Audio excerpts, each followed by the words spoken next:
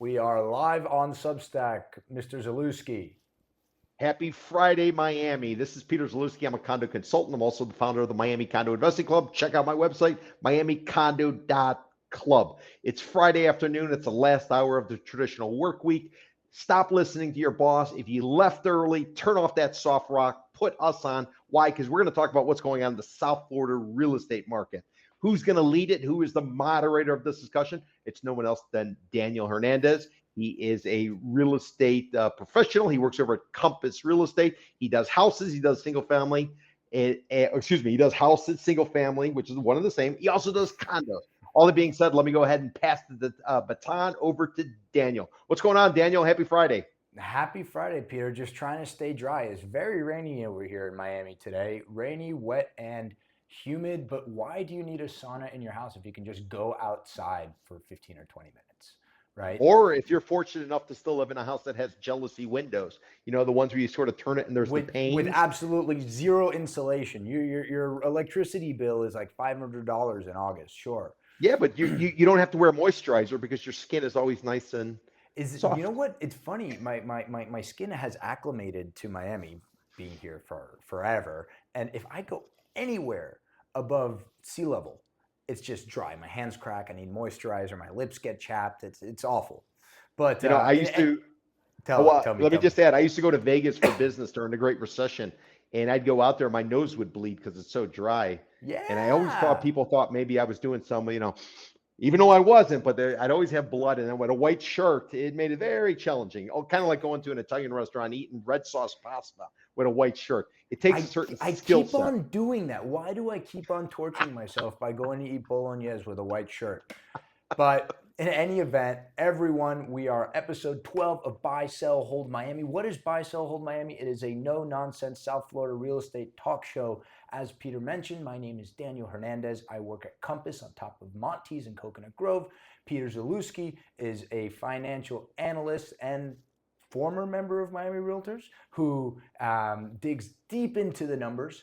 And together, every week, we try to bring you 5 stories. And the format is the following. So we got an hour. So stick with us for an hour.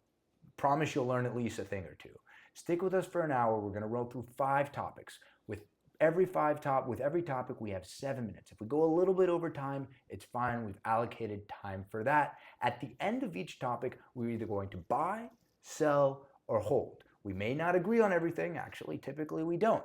But at the end of this show, you'll know a little bit more about what you know about Miami than you know right now. So kicking it off, Peter, the Real Deal reported, which is one of our many publications regarding real estate, the trades as we'll call it down here in Miami, reported that the streetscape, which is kind of like a landscape but on a street, like park, medians, neutral ground, depending on where you are in the country, at Lincoln Road, at the very end of Lincoln Road, so where the Ritz-Carlton is, you might know it as the alley behind the Ritz-Carlton, the $1,000 per night hotel on Miami Beach.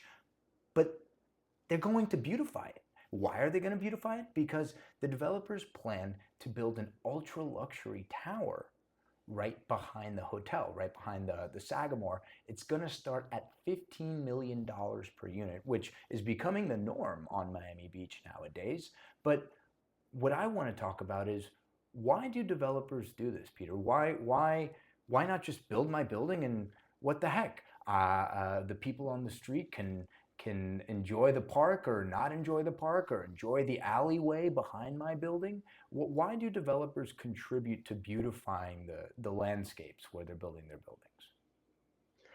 I mean, to put it simple and to be blunt and frank, basically it's typically a shakedown by the local municipality. All right, you want to come in our community, we know you're going to make a ton of cash. Remember, developers typically pre-construction, they're shooting for 30% profit margin. They get in early on a cycle. They might be looking at 50% profit margin, and the city wants to get something back. They're going to have to deal with the traffic. They're going to have to do with all these other things. That's what the city says. Even though when new construction comes online, the city, the county, and the school board, they all enjoy the increased value, which means more money in the coffers for them because property taxes are 2%. But basically, it's a shakedown. The other time, or the other reason why you will see parks, you'll see some of these contributions to the community made, because the developer's asking for something special.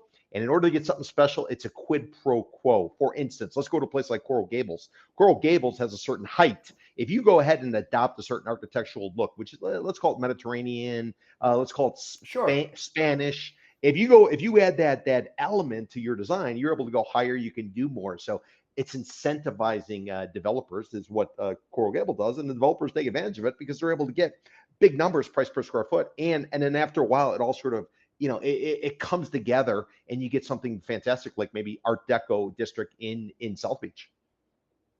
I understand. So how does that play into what we're seeing? You mentioned Coral Gables. I've always seen in the news over the past 6 months that Alan Morris is making a big contribution to beautify that park, that median in front of the plaza where what was the name of that group? Agave Development built where the Fogo de Chao is and all this new retail that's opening up. And then they're also making a big contribution to the Cook Monroe Park, which is sort of like that dilapidated park right off of Grand Avenue where Alan Morris is putting up that big ziggurat development. Yeah, the Is that tennis is that what center. we're talking about? Yeah, where the Yeah, tennis yeah, center is, where the concrete's all right across cracked from and the messed elementary up. school. Yeah. Exactly, right Yep. there. So who makes up these numbers though? Is it 2 million? Is it 5 million? Is it 10 million? Is it just a matter of how much money developers stand to make in these developments? How do you figure out what the improvements on a park cost? Well, first and foremost, developers don't want to spend any money whatsoever. They're going to minimize how much cash they need to spend or can spend.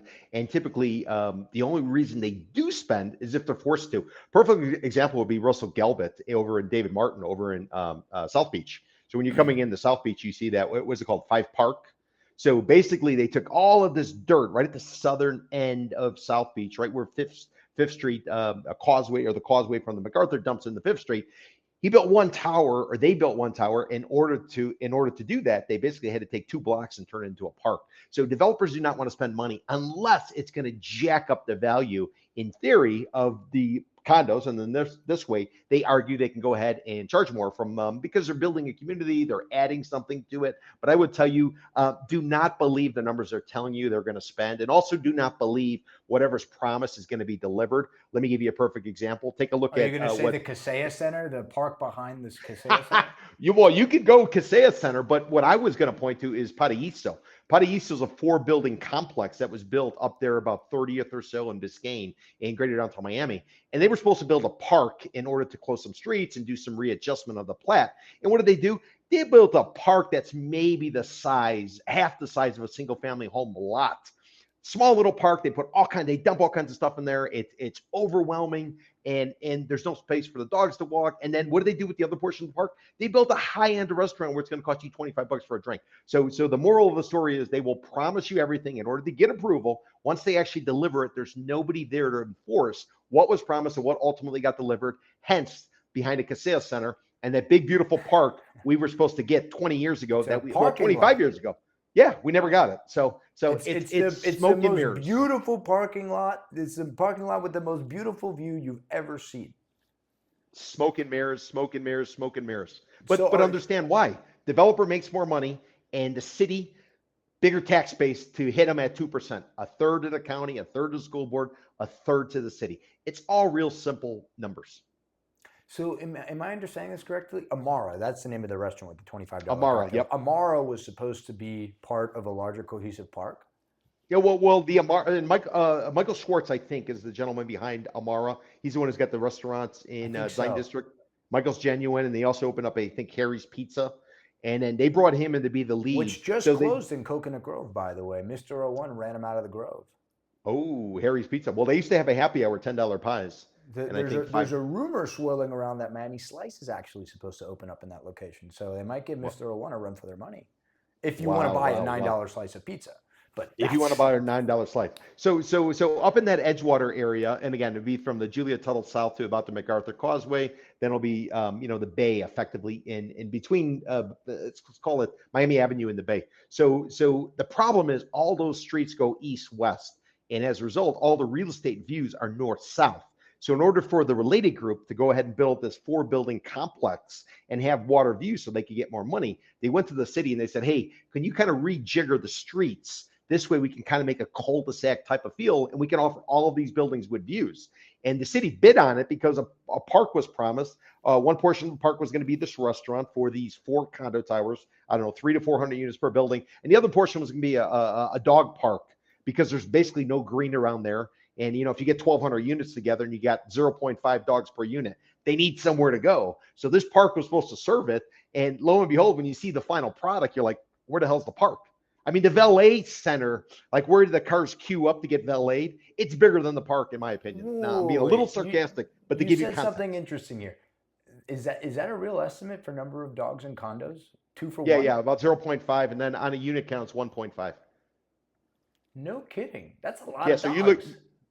So you look at Icon Brickell, you got 1,800 units, 1,700 something. So multiply that, or better yet, go to Panorama. Panorama, the rental tower that was built by Tibor Hollow. Residential building south of New York City. Yeah. So go in there, and they actually have a dog area inside the building, I'm told, and then outside. So this is why I adopted the rule when I do my walking tours. I tell people, do not walk on the grass, because there might be, it takes me back to my days of visiting Cambodia. If you step in certain areas, there might still be landmines that are buried that are going to blow the heck out of the water buffaloes in Cambodia. Well, here in South Florida, because of the concentration of dogs and there's no green, you have to really watch where you walk. So I tell people, walk in the street. And that also parrots your hurricane tip of not living above the 8th floor. Because hold on, I'm going to remember this correctly. Folks do doo-doo in, well, not people. Folks let their dogs do doo-doo in the fire escapes above them. No, above them. So they don't have to walk down through it when the elevators don't have any power. Correct. All right. Well, that brings us up on time on developer improvements. But that tidbit of information about hurricanes in high rises is very timely, because we are in the midst, we're getting into the dog days of hurricane season, folks. August and September. Remember, what was that now? 24 years ago? Is this the 24th anniversary of Hurricane Andrew? August 1992? 92. Yep, that's when it hit. August 1992. So 23 years ago. I'm sorry, 23 years ago. In a few weeks, August 20 something, it was 1992. Hurricane Andrew ripped through what they call today as Palmetto Bay. Now you have multi-million-dollar properties there, but 23 years ago, it was a disaster zone. It was the most costly natural disaster in U.S. history at that moment. No? Yes, correct. Well, part of it was too. Yeah, but part of it was Carl Hiaston, who's a Miami Herald columnist, award-winning columnist. He wrote a book called Stormy Weather, and in it, he kind of details some of the Miami hustles, the shenanigans that went down, where people were basically playing the insurance companies. So you got to kind of, insurance fraud in South Florida. That's crazy. I don't believe it for a second. They actually told me when I arrived here, I got here in October of 93, so shortly after. They told me the hurricane at the time, a lot of locals called it St. Andrew, like St. Nick. That guy with the big beard who lives in the North Pole, because the insurance companies came and St. Andrew brought all of these gifts so people could take the cash and go and buy a house up in Miramar. Well, you heard about the story of the factory man who sold his factory, and he runs into the other factory man, and they're chatting it up. He says, "Well, how did you sell your factory?" He goes, "Oh, it burned down in a fire." He goes, "Wow, that's awful." And the other factory man turns to him and he says, "Well, how did you sell your factory?" He goes, "Oh, it got blown away in a hurricane." And he kind of looks at him and he says, How do you start a hurricane?" Exactly. St. Andrew. Developer improvements, buy, sell, hold, Peter. You're selling it. Yeah, I'm selling it. I'm selling it because there's no verification. There is nobody there to make sure that what was promised actually gets delivered. And most of the times what I've seen, it never gets delivered. What's promised. It's a bill of goods. I try to be more optimistic than you, but I have to sell it with you. I think it's a press release. I think it's pretty renderings. Sounds cynical, but there should be verification. So you know what? Maybe I'm going to hold that. I'm going to put it on hold and hope for the best. Fair enough. And, Daniel, just before you move on, I would tell you all these economic development authorities that come out and announce all these new jobs they brought. Oh, we brought these new jobs. Oh, we got this new investment. there's never any kind of follow-up to see if everything that was promised and all the money that was earmarked, if it actually plays out. I mean, maybe they do it, but I would tell you, if what was being promised was actually done, we would hear about it through a what? Press release. Park on the Bay behind the Kaseya Center, formerly American Airlines, formerly FTX. But I think the history books will make us forget about that one. All right, we're putting a sell. I think I'm going to have to add a Daniel buy, sell, hold and a Peter buy, sell, hold because we're disagreeing, and that is good public discourse. Hey, Adios To Andiamo. That's not Italian and Spanish. Andiamo Pizza is still until the end of September, folks. Andiamo Pizza on Biscayne and what is that, about 48th, 50th? I call it 54th because you know how that's like carves out over there. Yeah, So you got to come in off of 54th. If you're going up Biscayne, folks, it's the beautiful modern looking building that just pops out there on the corner. It looks like something out of like a retro futurism comic book. But that for the last 24 years, I think they opened in 2001.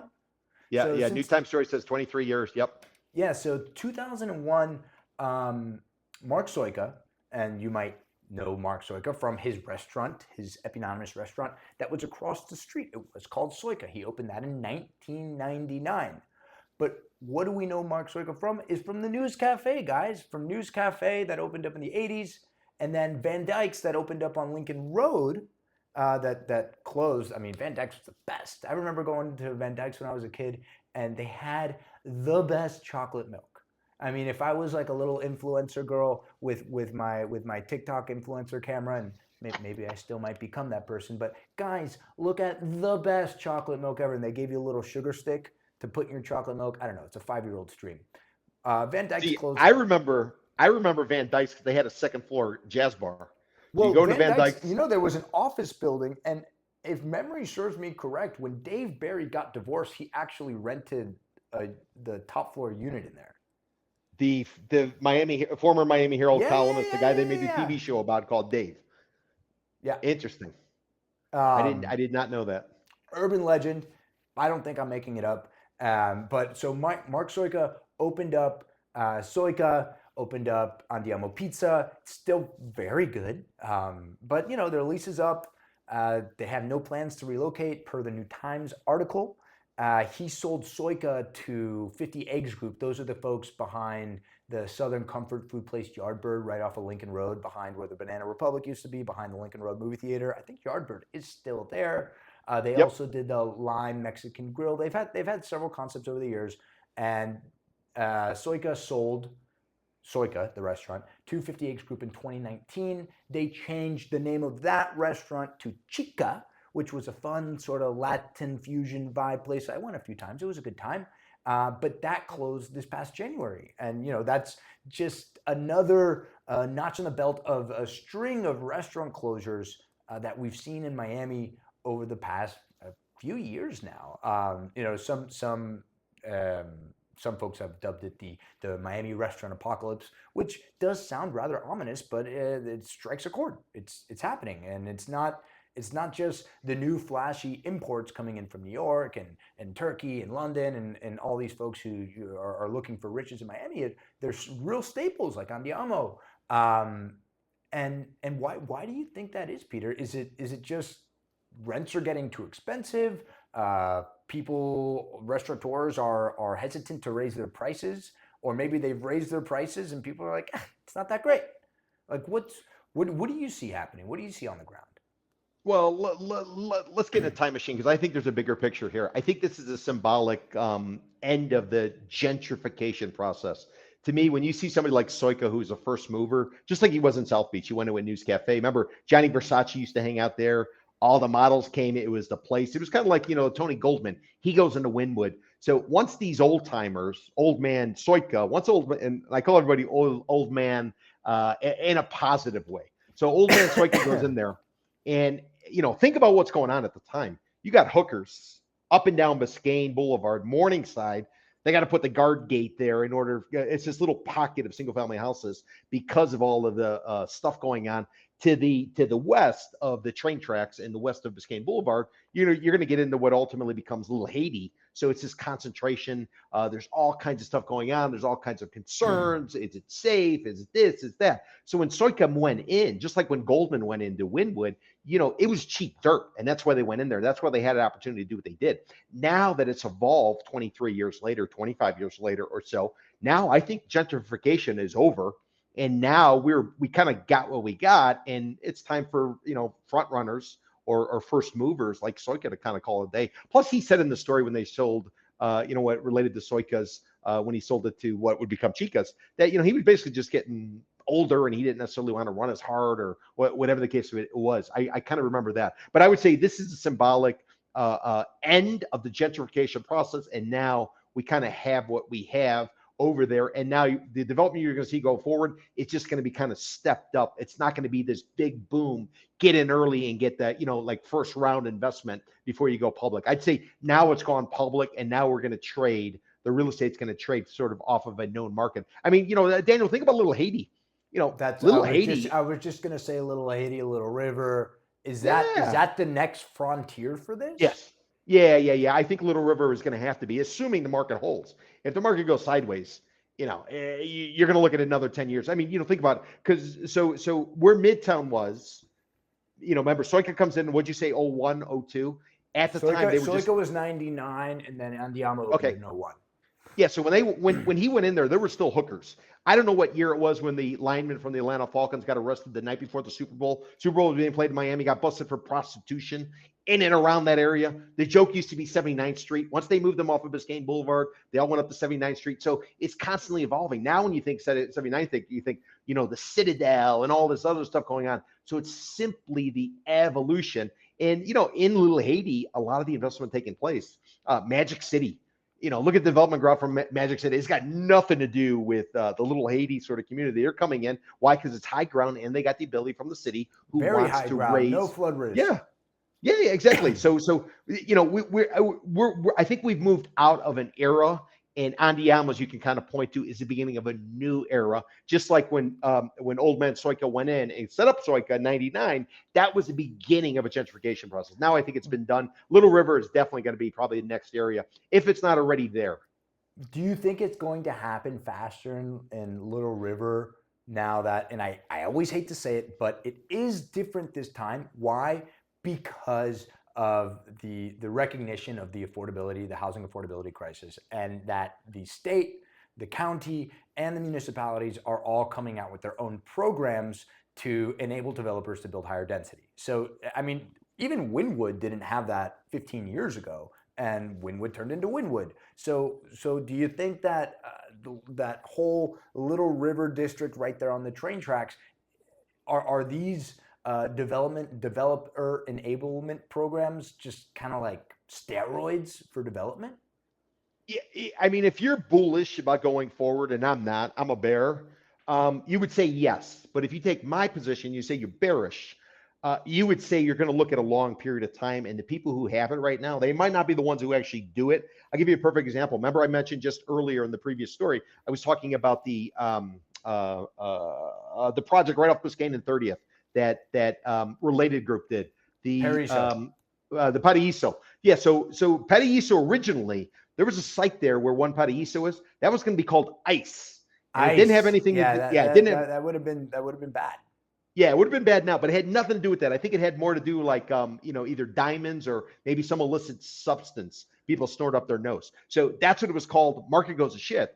Related's able to pick up that dirt and incorporate it in their overall project. So what I'm telling you is sometimes the first mover advantage is an advantage. Other times it goes back to a saying on Wall Street where the first settler doesn't do well, but the second settler is ultimately able to take it over. So I would just be, the other I'd be fearful. The other it's the early bird gets the worm, second mouse gets the cheese, right? There you go. Exactly. Second mouse gets the cheese. That's a better way to say it than what it's usually said. But yeah. So I wouldn't get ahead if you're on the bearish side. If you're on the bullish side, I'd say go all in, but understand what you're up against in terms of cross currents. Well, I switched up our next topic because I think it flows nicely into what we're talking about now. But before we jump into that, Adios To Andiamo, the question is, are we buy, selling, holding on the idea that Andiamo is the closing of Andiamo is a telltale sign of what's to come in that Upper Biscayne district, and well, I guess no. The question is, does the closing of Andiamo, is that a milestone closure? Is that sort of like, is that a really big deal, or is it just It's another a pizza place closing? no. The pizza has nothing to do with it. Whether it's good or bad, it has nothing to do with it. It is a legend of that area, just like a Tony Goldman of Wynwood, just like a Don Sofer. It's a moment in time that we're probably not grasping right now. I would venture to guess, and I would bet that going forward, people will look at that area and kind of what Old Man Soika, and I mean that in a positive way. So What like Mr. it's romanticized. We're gonna feel Yeah, very it'll be nostalgic about romanticized. this. Yeah. At some point, they'll have a park. Don't forget, he also owns, although he might have sold it, he's got that water pumping station. I don't know if you ever went in there. It was open for a short Yeah, time. it was called is it still there? Cafe Roval, Cafe Rovel. Something like that. Yeah. So he still has that. I don't know if he sold it or not, but he had a restaurant there. So this guy put this area, which many people had referred to as, some would say Lemon City and or Little Haiti. He kind of put it on the map, and I would argue he added to the value in places like Morningside. And even as you go up what they call the Upper East Side, and you see the Albert James of the world I love it move that in they with the call it the Upper East vagabonds. Side now. That's so classy. Yeah, yeah. I'm buying it. Adios to Andiamo. It's important. We're gonna remember it, and I'm gonna be bullish on it. I think better things, quicker development are to come. Why? Because Miami, city of Miami has its own developer enablement program now. It was, I guess one person could put it, railroaded through the city commission, and it's not just because it has to do with fixed rail lines, but there's all these acronyms when it comes to developer enablement programs, and maybe officially they aren't called developer enablement programs, but very much so that's what they are. And this one, in the city of Miami, which, remember, guys, city of Miami is one of 30 something municipalities that lives within Miami-Dade County, and Miami-Dade County lies within the state of Florida. So there's all these different levels of government, if anybody actually paid attention in their high school civics class. But the the transit, hold on, TSND, Transit Station Neighborhood Development, right? Transit Station That's right. Neighborhood Development. It's a mouthful. There's TONs, there's TODs, there's TSNDs. TON stands for Transit Oriented Nodes. TODs stand for Transit Oriented Developments. I don't know if that's just to keep people from having to type out all these long words or to confuse the public, but they are Ding, doing ding, ding, ding, both. ding. There you go. But a lot of people are really upset about this, Peter. We've been talking about this now for 3 or 4 weeks now. Ladra over at Political Cortadito has been reporting on it. Grove Spotlight is all over this. Why do you think, and mind you guys, we've been talking about it for 3 weeks. This is July and August in Miami. Nothing is supposed to be going on, which is probably why this is happening, because they think no one's paying attention, and rightfully so. So maybe there are some light bulbs at City Hall down there. but why is this so important? A, and why is it happening now? B, and we're going to get to all this.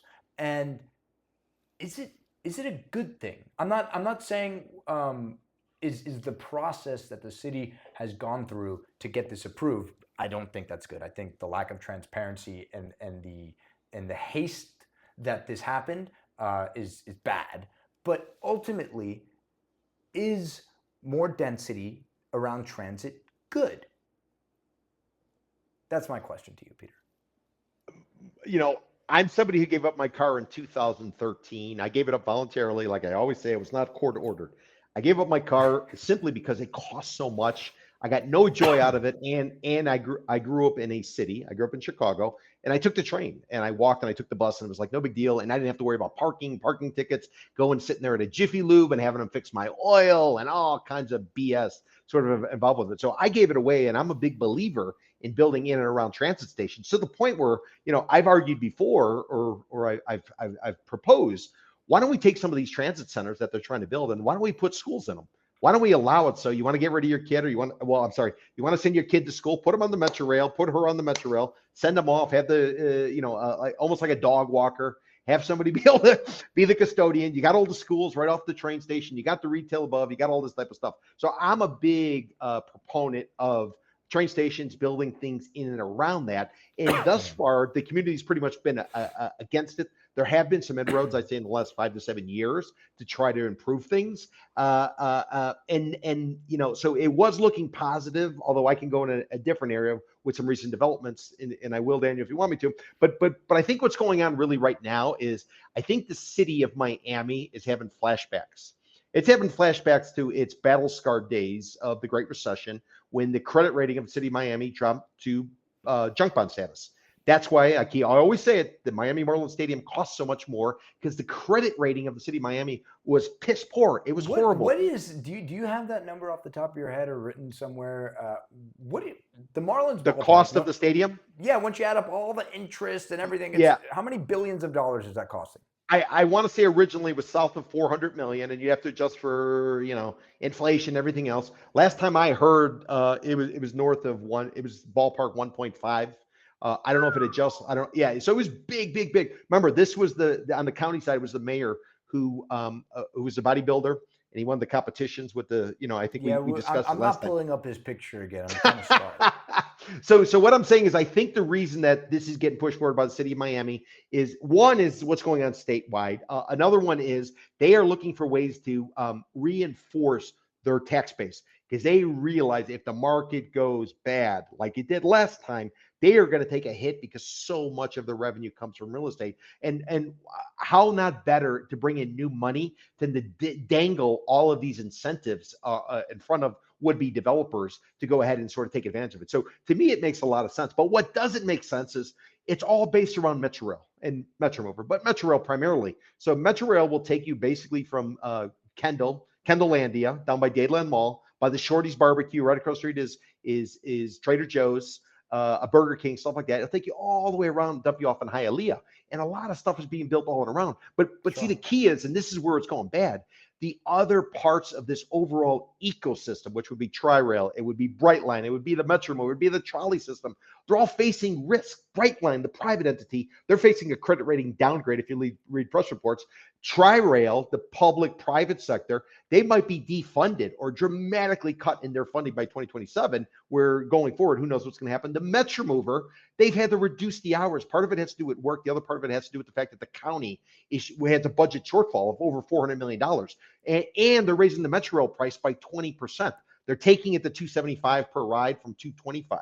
So I'm not happy about the 20% price rise, but I will gladly pay that, because it's much cheaper than having a car and paying the crazy insurance and all these other things. So I'm just saying you got two cross currents. One is the city realizes we need to reinforce our tax base. We need to make sure if the market goes sideways, we can continue to bring developers in. How do you do that? By incentivizing them. And then the other cross current is they're cutting public transportation. So what good is it is building all this stuff by a Metro Rail that does what it used to do, which is take you close to everything, but not to anything? And what happens if you eliminate city trolleys? All these cities have created trolleys. What do you think is going to get cut as the budget issues start to pop up? They're going to be cutting trolleys. Bet the house on that one. So it's interesting, and we talk about this a lot. How sort of the vicious circle of property taxes, development, property tax revenue comes into city coffers, goes to schools, goes to state. But I read this about the latest and largest Live Local project to get approved in South Florida. It's from a Spanish developer. Don't have his name written down, but it is seven 35-story towers amounting to about 4,000 units of affordable housing, of workforce housing. I'm sorry, of Live Local housing. And why is this one in particular particularly important? Because every single unit is going to be workforce housing. So Live Local, which is the state's workforce housing developer enablement program, it only requires developers to allocate 40% of the units to workforce housing. And what is workforce housing? It's prescribed as 120% of the zone, being Miami-Dade counties, average median income. And so for Miami-Dade County, it is $87,200. So if you make within 120% of that, you get these workforce housing rates to live in these buildings, and developers get tax breaks. But if the whole development is for workforce housing, they get a full property tax break. So my thinking is, and I'm not a land use attorney, I'm not an attorney by any means. Land use attorneys go to law school for 3 years and they build entire practices around this concept. But it seems like to me, as just a layman constituent, that City of Miami is trying to get ahead of Live Local, because if I'm a developer and I apply for one of these Live Local projects, it's been described to me by regulators and by developers alike, it's like bringing a gun to a negotiating table with the municipalities. You can bring Live Local, put it on the table, slide it across, and say, what are you going to do? Because Live Local supersedes municipal building codes. It supersedes Miami 21. It supersedes Miami-Dade RTZ, which is rapid transit zoning. It supersedes everything. So I can stick my workforce housing in here, and if every unit is for workforce housing, I don't have to pay property taxes. And what makes up 1/3 of property taxes? Where does that go to? That goes towards city revenue, right? So if the city proposes their own workforce housing solution that doesn't get them cut out of property tax revenue, then that, as a city administrator, that would seem something that would be very attractive for me, no?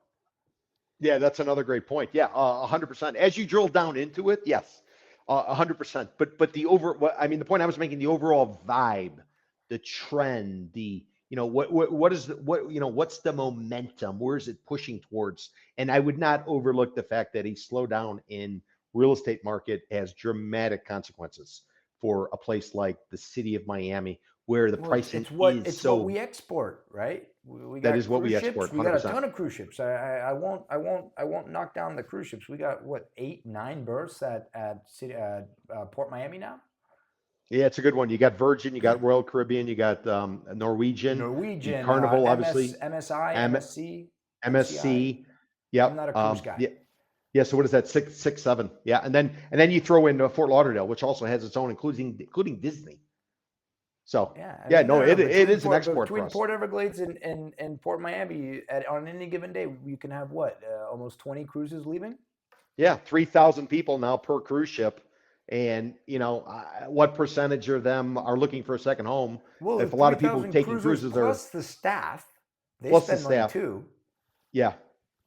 Although they tend to be concentrated, from what I see, in little parts of greater downtown Miami, little parts of like Fort Lauderdale. They only get, yeah. So, anyways, yeah, they may spend money. Oh, you're talking about like the captains and stuff. I'm talking No, about more I like mean, people in the galley when and you stuff. add it all up, Yep, on any given weekend, I remember it was a big yep. thing when Key West had the referendum and they voted against it, and then our Republican state shoved it down their throats and said, no, your cruises are going to go there. So anybody, context, Key West, small little island, southernmost point in the continental United States, Cayo Hueso, if that's my American Spanish for you. So they have a cruise ship port because people like to go down to Key West via cruise. It's about a 3-4 hour drive now with traffic if you do the drive down from Miami.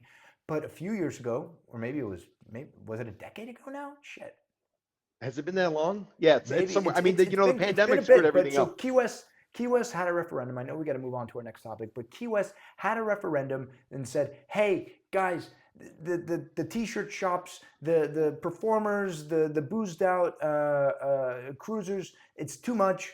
We want to limit the amount of cruises and the size of the cruise ships that can dock at the port in Key West." And the Key West community, the referendum, they said, you know what, that's a good idea. Let's get rid of this. And then the state of Florida came back because, well, the state of Florida does what it wants and said, Key West, you're taking the cruises and you're going to like it. And t-shirt shops galore. And so, well, now cruisers continue to flock upon Key West. But I'm sorry, guys, that was a bit of a tangent. Can I add to your tangent? Go for it. Yeah. So interesting enough in terms of how government has an impact on private sector.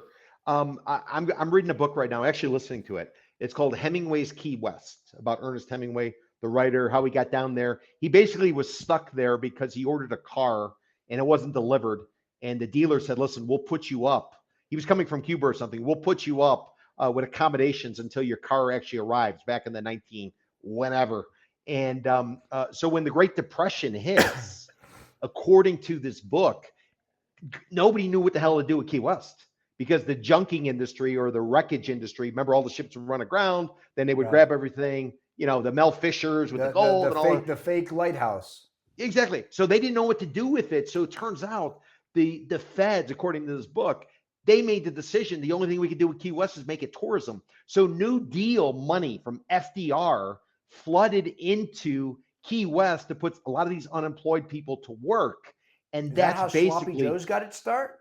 Well, no, Sloppy Joe's guy was a rum runner. He was Hemingway's buddy.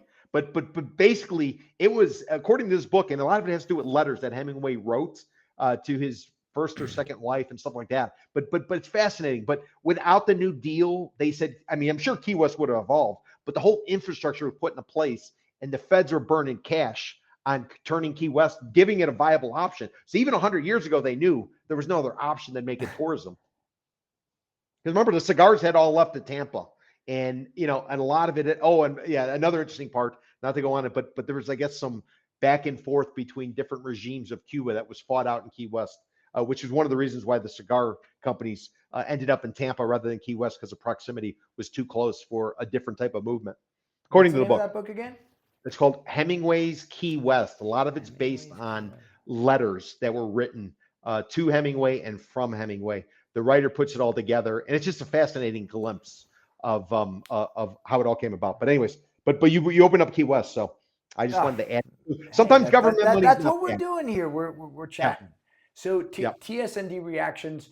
The question is, are the reactions the largely negative and I'm in awe, mouth agape, reactions that the community has had towards this TSND ordinance, are they justified, Peter?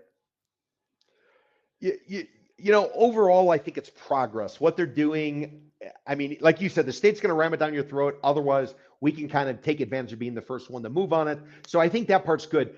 I think the issue is when they carve out neighborhoods for the wealthy or the influential. You're talking about a new acronym, the NCDs, or the Neighborhood Conservation Districts. Yeah, that's when I think when you start to you have to wonder and you have to worry.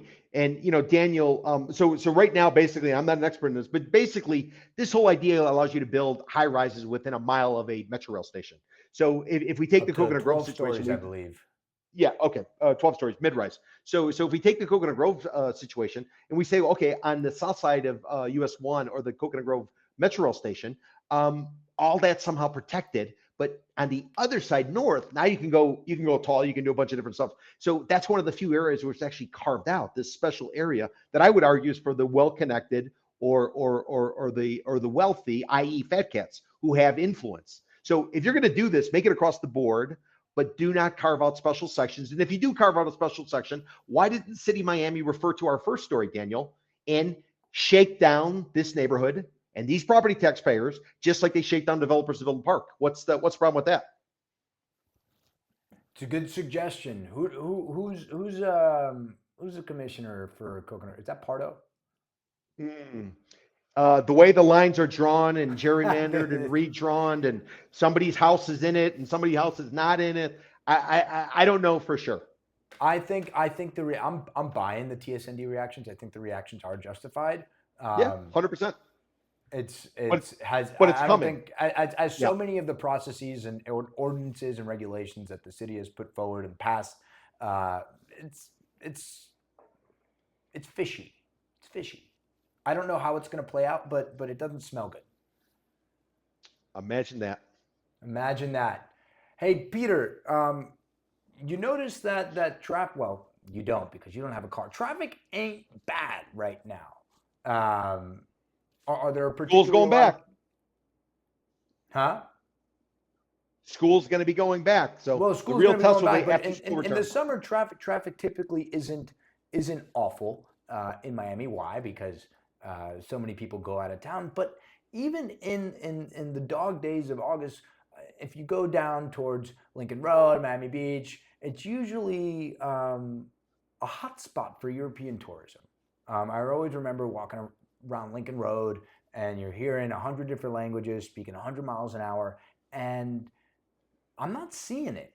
And I'm not crazy. It's not anecdotal. There is data behind it because we do love data here. Now, the World Travel and Tourism Council, which sounds official enough, says that the U.S. stands to lose this year, this is the whole country, $12.5 billion as international tourists stay away. And I'm going to rattle off some numbers here just so people hear that I'm not completely talking out of my ass.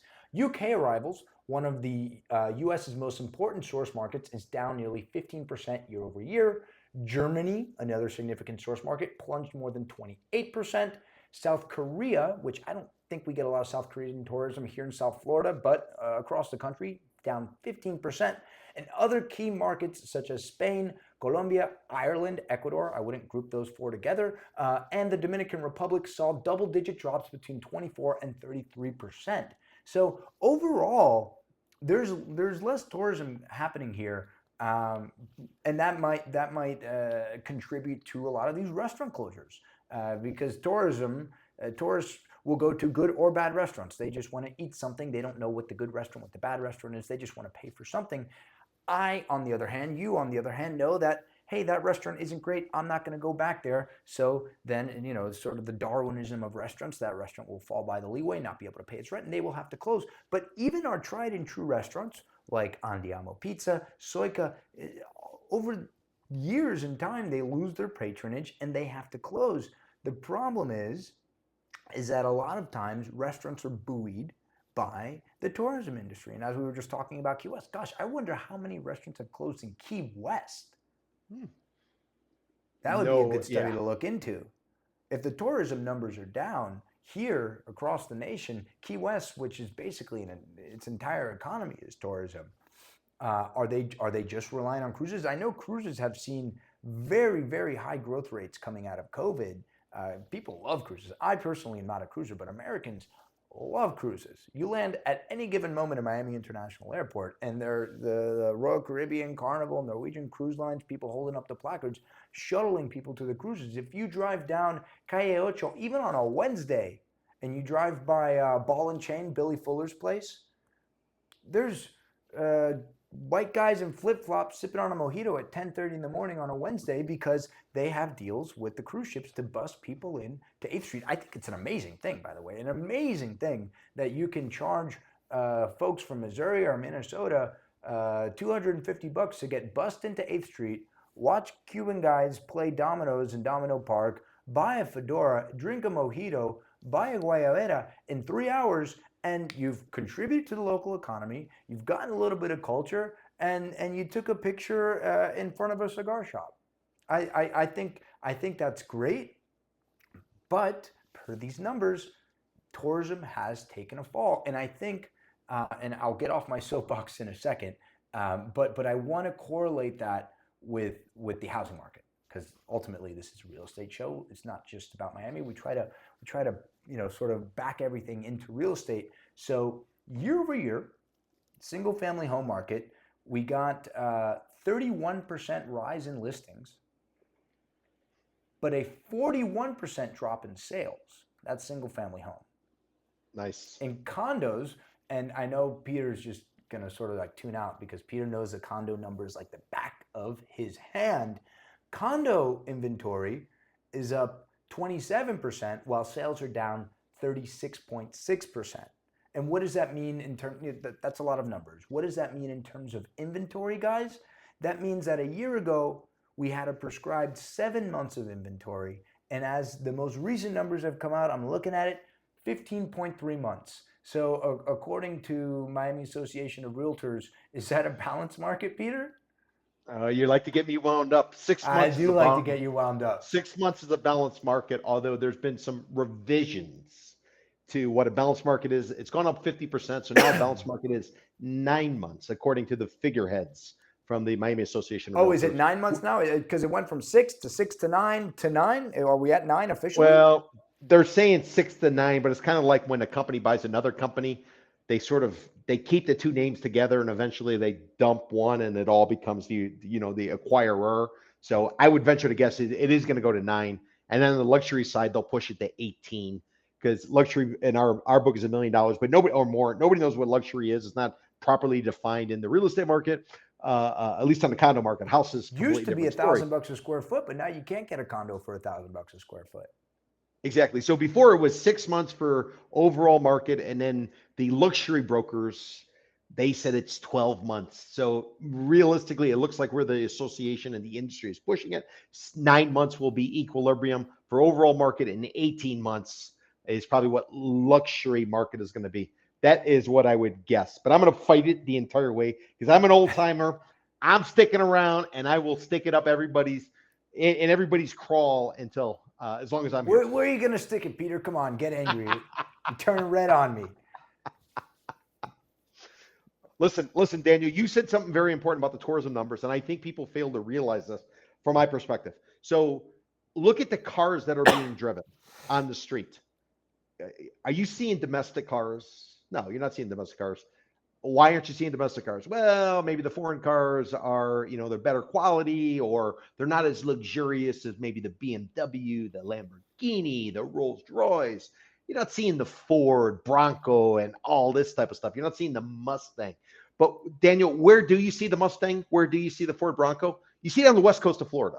The west coast of Florida is where a lot of these people that you were referring to, you mentioned Minnesota, Michigan, all these places, the domestic traveler, they like the West Coast because it's cheaper and they drive domestic cars. Here, it tends to be more jet setters. Remember, 54% of Miami-Dade County foreign born. Remember, 42% of Tri-County South Florida is foreign born.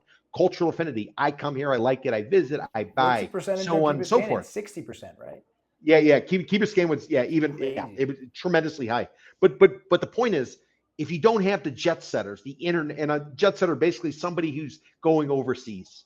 So if you don't have the people coming from overseas who are willing to spend the money and probably have a currency bump because there's a 10% devaluation, not a formal devaluation, but a depreciation in the US dollar since January, South Florida should be a good place to come. A, it's going to be cheaper because you got the weaker US dollar, and B, it's got a lot of the stuff you kind of want. And if you are chasing the condo market, there might be an ability to negotiate because of, or even the single family house market, but that's not really what I said. There might be an ability to negotiate because, as you mentioned, once the supply, days on the market. But who's really coming? It's not the internationals, according to the numbers coming out. It's more the domestic tourist. And the domestic tourist who's spending $3 on a cortadito and is sucking down a mojito for $10 or maybe 2 for 1 if you go to El Pub. Are they only coming here if they're coming on a cruise ship? Is that where we're arriving at?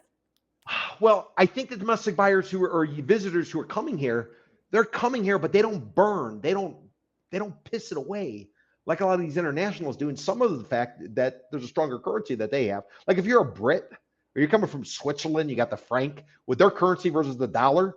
I'm not going to say it's a cheap vacation because everything's very expensive, but you got to factor that in. So the people who are coming, they're kind of, I would argue, watching, pinching their pennies, and they're more domestic oriented. They're not the jet setters who burn the cash. They're not the Versace crowd, the groupies that followed Versace. This is more like, Perry Ellis crowd where you're buying it at Burlington's or TJ Ross. It's a different crowd. Burlington's? Well, there's nothing wrong with Burlington. Listen, I shop. I am as cheap as they come. Some of my friends who are from Latin America, they say I'm like this. I'd rather walk on my elbows than ruin the soles of my shoes. So I'm all about cheap. But if you're trying to peddle condos, Daniel, what's the most expensive condo out there? $5,000 a foot? You think you're selling that to somebody from suburban Minneapolis? Do you think somebody in I think Four Seasons I think we're getting at $6,500, $7,000 a foot. 60? Okay, so. Yeah. If somebody from Boise, Idaho, Tempe, Arizona, Are they going to be burning that type of cash on a condo? Hell No, no. we don't have that many viewers on the show, and if somebody from Tempe or Boise's on this and they just logged off, I'm going to be really upset with you. So I'm just saying that, the key of the numbers is, yes, they're down, but the real focus is, are they down from overseas? Because the overseas buyers are really what we want here. And I would argue, and how do I justify that? Well, look at pricing in Dade County, Miami-Dade County versus maybe what you're going to get pricing in Broward County, or especially Palm Beach County, or even Orlando. Orlando's got a lot of domestics. Let's get some international. But I'm just saying, when the internationals come, they spend more. That's why you can get away with a $50 chicken parmesan. Well, I mean, that's why you see in South Beach. The international buyers make up half. Actually, is it international buyers or Latino buyers make up half the pre-construction condo sales here? Not resale. Resale. Yeah, resale international foreign buyers are down to 10%. But on pre-con, 50% are Latinos. Well, and you can't forget the Canadians. The Canadians are they were the largest foreign buyer pool, right? Yeah, they're the scoop of potatoes on your plate. They're the starch. They're just kind of there. They fill you up, but you don't really. Maybe some people crave, but you're craving that steak or whatever the protein is. You're not craving the potatoes, but the potatoes are a key part of the overall thing. And the Canadians are effectively boycotting, if you listen to them, coming down here because they want to stick it to the current situation and be valued and prized more. I mean, by the local leaders, whether it's Governor DeSantis of Florida, who told the Canadians, well, you don't really represent a lot, or it's more recently Governor Abbott of Texas. So the Canadians are pissed off. They own a lot of condos. The real estate market in Arizona, which is foreign buyers in Arizona, I think also the largest foreign buyers are Canadians, and they're pulling out of that market. Yeah, a lot of that was oil money coming from like Alberta and stuff. They just fly due south where you get the Quebecers and you get the people from Ontario. If they weren't going to Arizona, they come to South Florida. They come to Hollywood. They come to this area. We're going to see this winter. We're going to see if they don't return. It's going to be pretty painful. And remember, those Canadians driving down, they stay for months. It's not a one-off, one weekend. And anecdotally, what does my memory know? But do you see as many Canadian license plates? Will we? I don't know. We'll talk on episode, that'll have to be episode 40 something by the time December comes along? Probably sometime in December. Yep. So that's tourism exactly downward right. trend correlating to the downward trend in the condo market. Does one speak for the other? Well, I think they go hand in hand. Like if you let's take a place like Sunny Isles, a city like Sunny Isles, which has a high concentration of international. If you look at the actual population versus the number of condos, there's more condos in Sunny Isles than there are residents. Last time I looked. I mean, just sort of think about that.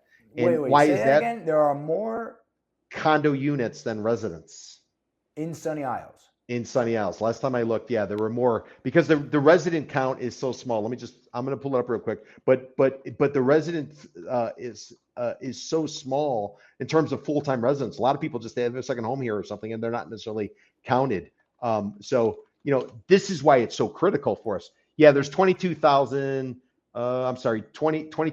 residents in Sunny Isles. I want to say that the unit count of condos is right there in that ballpark. I don't have that number real quick, but it was one of the, you would think Sunny Isles got more people than that based on the condo towers and stuff like that, but a lot of them aren't residents. This is simply a second home investment or things like that. So, it's important to understand, and I can't reinforce enough, tourism what drives our market. And that's why when you build a detention center in the middle of the Everglades surrounded by pythons and alligators called Alligator Alcatraz, effectively 50 miles due west of Brickell City Center in Greater Downtown Miami. If you get on 8th Street, you go due west 50 miles, you're going the wrong way, you're going to end up at Alligator Alcatraz. So when you build something like that, what message does it say to international types of visitors? It says, ooh, if I step out of line, I don't want to end up there. What's going to happen? Yada, yada, yada. So, until that type of stuff is resolved. And by the way, there was a lawsuit. I guess the judge just put all new advancements in this Alligator Alcatraz Detention Center on hold,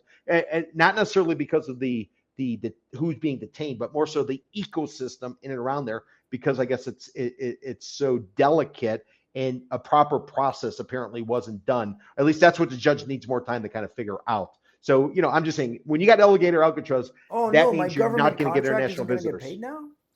I'm kidding. I have nothing to do with it. All right, so tourism downward correlates to condo market. I'm buying it. Yeah, no, 100%. I'm buying it as well. And watch them be correlated, and watch them go down even further going forward unless there's some sort of change.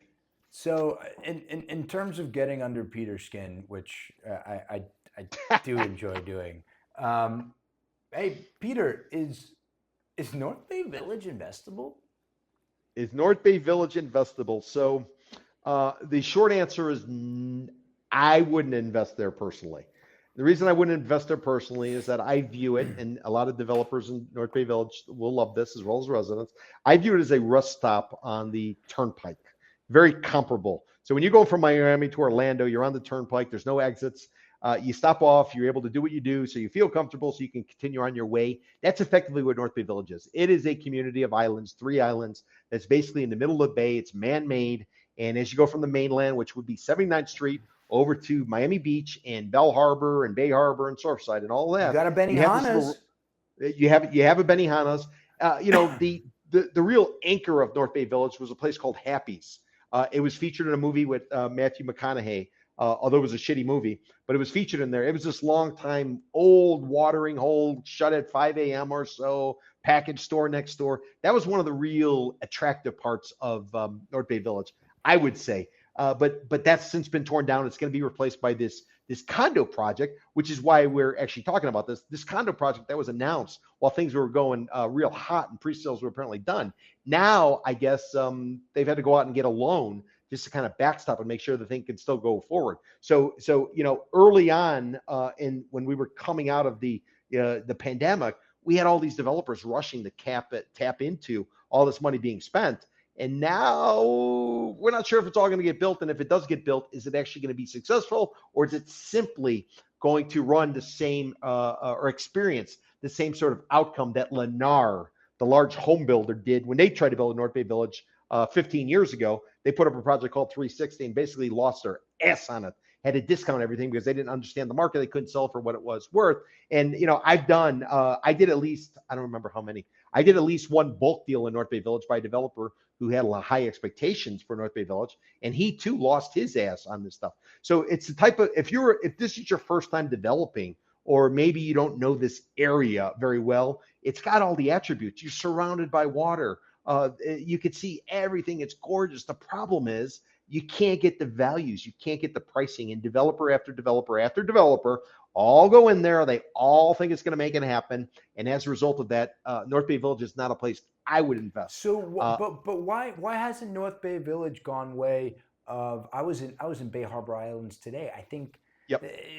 there's no less than a dozen cranes in the sky between Bell Yep. Harbor, Surfside, and Bay Harbor Islands. So, despite its proximity, I mean, it's like an Indian Creek Island sandwich. You got Bay Harbor Island, you got Indian Yep. Creek, where there Yep. are $200 million properties on the water, and then you have North Bay Village. Why isn't North Bay Village seen with the same sort of prestige as Bal Harbor and Bay Harbor Islands? Well, I think it's sandwiched in by two up and coming areas that have not arrived. One would be 79th Street. We talked a little bit about Little River. We talked Sure. about everything that's going to happen on 79th Street. Then on the other side, you're going to have North Beach. North Beach is the poor section of Miami Beach. Think of Miami Beach like a teeter-totter. So on South Beach, that's where all the money's made, and that's the heavy part of the teeter-totter. So the North Beach area, that's where a lot of the workers who are making their cash in South Beach, they're making their cash in Bell Harbor, taking care of the Fat Cats, Sunny Isles, Surfside. So North Beach is like the poor neighborhood of the Barrier Island, if you will. And then on the mainland side, you got 79th Street, which is up and coming, Upper East Side, hasn't arrived yet. And North Bay Village is kind of in the middle. So it's what do you got to feed off of? Wouldn't somebody who's rather forward thinking look at North Bay Village and say, guys, I'm going to trigger Peter right now. That is the value trap right there. Waterfront real estate in Miami. That's the value trap. They all come to the same conclusion. They come there, they built once, and they don't build again because of the experience, the process. it is a value trap, meaning it looks like great value. You go in thinking it can only go up, and what happens? It does not go up, and you're stuck with it. And then you have to offload it. And don't ask me, listen to Lennar. Lennar went in there. They tried to build, and it did not end well for them. There's other But I mean, developers you don't have just freshman developers going in there. You got Shoma, you got Related just did a buyout there. I mean, these aren't people who they've seen this movie before. they've seen this movie before, but unfortunately, the first movie was horrible, so they decided to fund the second movie. What was that movie? Scary Movie 1, Scary Empire Movie Strikes 2. Back. Oh, Well, no, I'm not talking about something that was actual like a franchise. I'm just talking about something that's. I mean, listen, North Bay Village will ultimately be a popular place. I think, once 79th Street comes around or Upper East Side, and once North Beach actually arrives. But they've been talking about that for 20 years. They've been talking 20 years. So, again, the first, what did you say? The second mouse gets the cheese. Second mouse gets the cheese. This is the second mouse gets the cheese. So you're And saying by the way, financing and carry costs are going to bleed these people out, and someone's going to. dude, it always happens. They've been closing shuckers for, I don't know, 30 years. Oh, we're closing shuckers. Continuum's doing that now, right? Well, they're doing a project right next door. Yeah, I don't know if they own Shuckers as well, but yeah. So yeah, it's the Best Western, where the Best Western Yeah. used to be in Shuckers. That's going to be the Continuum. Listen, I got a feeling Ken Griffin is going to put a shovel in the ground for his $1 billion office tower on Brickell before He's got Shuckers. 2 months left in Q3, right? Yep. He announced when he bought the property, he went through all kinds of stuff. We're going to be the Wall Street. We're going to replace Miami. Will replace New York. We'll be the Wall Street, the financial capital of the United States, possibly the world. And his commitment is he's going to build a $1 billion office tower. And in order to go forward with it, they say they're breaking ground. Now, what did you say last time we spoke? That there's word on the street. No, this is my hot take. They're changing it. I got a hot take. Swire is dumping dirt in Brickell. They sold to Mello, where Brickell 1 was going to go. They sold the mall to Simon, and they just sold the other quadrant of Brickell City Center that was supposed to get developed for $45 million. Side. So you add up all these. It was like 200 million, 500 million, 45 million. They got $750 million. That seems very eerily close to what Ken paid for his assemblage on the Bay. I'm just saying, you think Swire is pulling out, building a war chest for something. I don't think they're buying an Allapattah. I think they're taking Ken out. Can you imagine if Swire built the Mandarin and then turned around and built something right there across the Bay? I mean, maybe this new kid's got it. Maybe he's got it. Maybe he's really doing something, because they got a ton of cash now. I mean, did the Mandarin really cost that much more than they budgeted for? Was this the plan all along? I don't know, but it seems eerily similar to the number that Ken paid. Well, what I would tell you is the gentleman running Swire now is is new to market. I don't know anything about him. I don't know anything about him, but he seems. I mean, his moves suggest that they are liquidating. They're unloading, and one reason you unload is because you want to build up a war chest because you think the market's going to go to shit. So that's one reason you do it. So if you believe that you're building a war chest, that means you're not building the Mandarin, because how can you put up something at this with these tariffs, with this construction cost, and build a war chest? Pissed. They're tearing down the Mandarin. So if they're tearing down the Mandarin, they close the running path. They better as hell do something. Otherwise, a bunch of people are going to be pissed. And by people, I mean like women who drink matcha and do yoga on Wednesdays at 10 a.m. Or what you do, what everybody does when they land bank, you get the property perfectly entitled. You put a bow on it. You let somebody come in and take on the risk, and you JV. That dirt where the Herald was for a decade. They haven't done a damn thing. But is this a developer? Is the gentleman leading Swire the developer who will put a shovel in the ground and actually go vertical? He's already got a piece of dirt that's already approved immediately north of the Brickell City Center. And what did he do with it? He dumped it. He sold it. So, I mean, to me, if you're raising money, you're not building the Mandarin. So, because if you're building the Mandarin, why do you need to raise the money to go after distress? Unless you're building. Swire is not related. They're not Deezer. They're not Mello. I mean, they're a multinational corporate. They got airlines. They got casinos. This is just another vertical in their global conglomerate. But the global conglomerate's getting shellacked. I sent you over a piece that I came did out see saying that. They're down what, Swire's profits 25%? 85%, according to 85%. press That's a lot, reports. guys. Dude, is this a margin call? Is that what's going on from parent company in Hong Kong? They're getting a margin call, so they got to dump all the dirt here. They need the only assets they can sell. I don't know. I'm asking a question, but Who 85% down in profits. who took them out on the quadrant, the final quadrant of Brickell City Center, that $45 million transaction that happened this week? It was a Yeah, so this Dubai was a developer, piece. Kenzer International. Yeah. This was a piece that came out. I think it's Biz Now. Biz Now came out with it, or maybe Commercial Observer. It was Commercial Observer. Yeah, it was a group out of the Middle East. I want to say, I don't know if it was Dubai based or not, but it was a relatively, it's not somebody with a known reputation. I don't know if It's a hospitality correct. developer.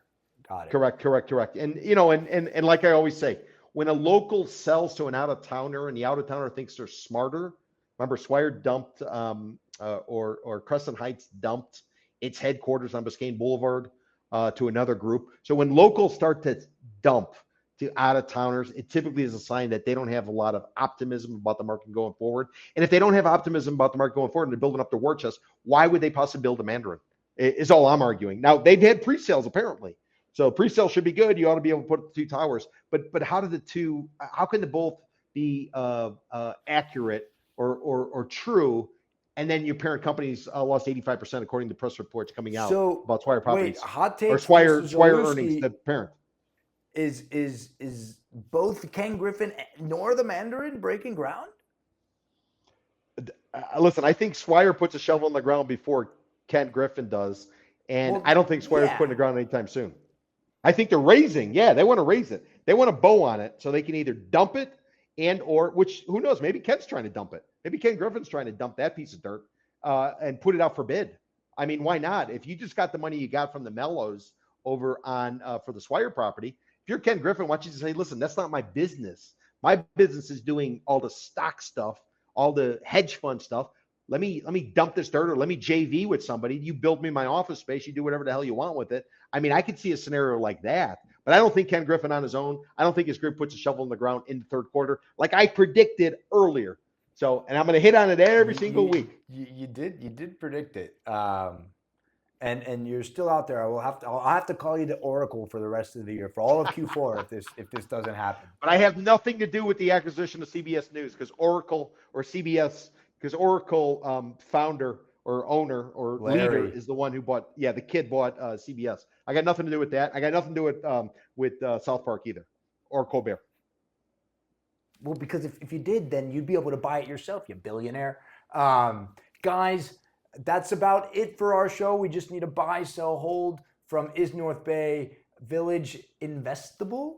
North Bay Village is a sell unless the price is within the 1% rule. $1,000 a month justifies. I'm not educated enough about it. I plead ignorance. I need to educate myself more on it. Peter says sell. Peter's always been a hater bearish of North Bay Village. What's I don't know. We'll talk about it another day. I think that area is lovely. Is it the right as you're time? passing through? Yeah. As you're stopping off, using the restroom, getting something to drink, some chips, as you're going to your destination, you're not going to stay there. If you want to go to Publix, you got to go to either the barrier island, or you got to go to the mainland. There's no Publix on the island. You can't. And the best part about it, Happy's Lounge, is now been replaced by something that's been polished, and it's no fun. Now it's like so. All there's right. nothing there. Peter's taken his sell, and with that is the end of our show. 1 hour and 13 minutes. Sorry, folks, we went a little bit over, but we had no technical hijinks today. My name is Daniel Hernandez. I am a realtor at Compass, joined by my buddy and pal, Peter Zalewski of the Miami Condo Investing Club. We will see you all next week at 4 p.m. Friday. See you, everybody.